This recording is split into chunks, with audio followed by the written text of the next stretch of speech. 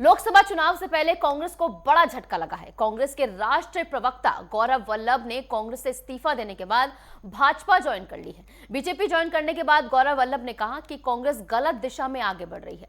अंतर्राष्ट्रीय मुक्केबाज विजेंदर सिंह और संजय निरुपम ने भी कांग्रेस छोड़ दी है। चुनाव से पहले कांग्रेस को यह बड़ा झटका लगा है, जहां कांग्रेस ने 2 दिन में 3 चेहरे खो दिए हैं। ये खास रिपोर्ट देखिए।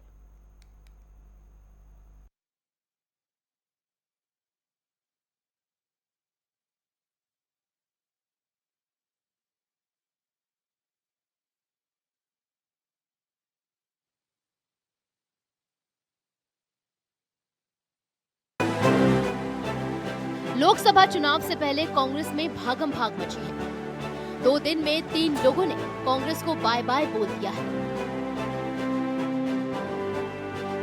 अंतर्राष्ट्रीय मुक्केबाज विजेंदर सिंह के सियासी पंच और संजय निरुपम के हमले से कांग्रेस उबर नहीं पाई थी कि कांग्रेस के राष्ट्रीय प्रवक्ता गौरव वल्लभ ने भी कांग्रेस से किनारा करते हुए बीजेपी का दामन थाम लिया है। गौरव ने बड़ी सदी हुई भाषा में कांग्रेस को आईना दिखाते हुए भटकी हुई पार्टी करार दिया।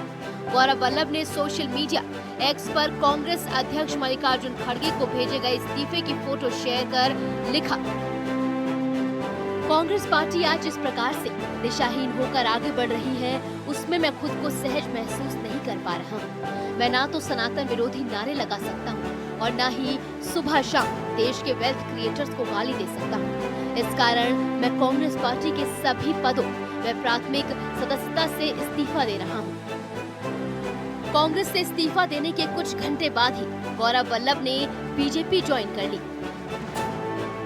दिल्ली में बीजेपी मुख्यालय में पार्टी नेता विनोद तावड़े ने उन्हें पार्टी की सदस्यता दिलाई।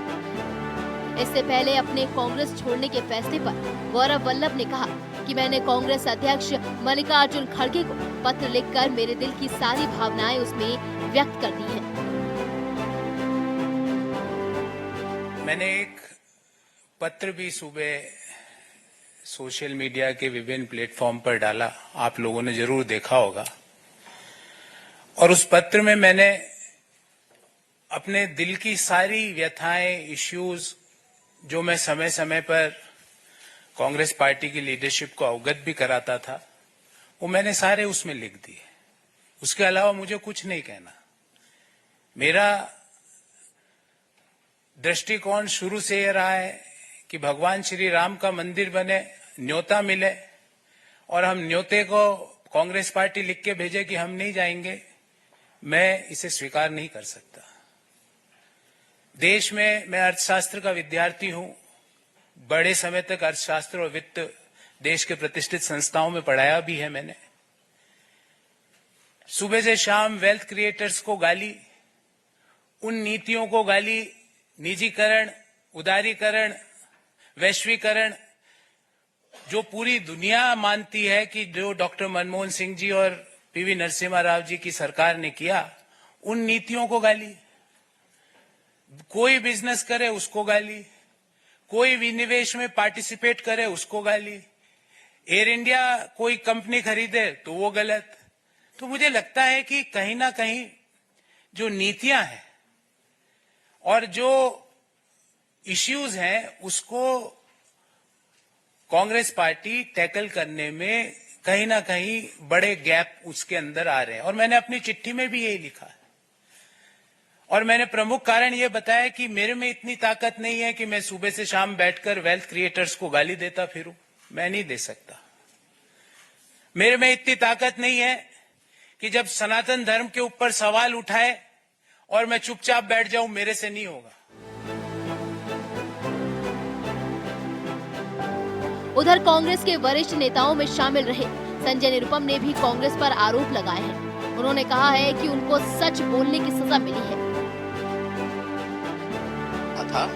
और मैं बार बार कह रहा था कि शिवसेना के साथ जिस प्रकार से बहुत ही कमजोर शर्तों पे आपने अलायंस किया, उससे कांग्रेस पार्टी एक दिन खत्म हो जाएगी। तो इस सच बोलने की सजा मुझे दे दी गई है, मुझे कोई दिक्कत नहीं है, मैं स्वीकार करता हूं सहर्ष। लेकिन इसके बाद कांग्रेस पार्टी के बारे में जो मैं एक आशंका प्रकट कर रहा हूं, वो आशंकाएं आगे जाके सच साबित होंगी। लोकसभा चुनाव 2024 से पहले कांग्रेस को झटके पर झटके लग रहे हैं। कांग्रेस के राष्ट्रीय प्रवक्ता रहे गौरव वल्लभ का मानना है कि कांग्रेस गलत दिशा में आगे बढ़ रही है।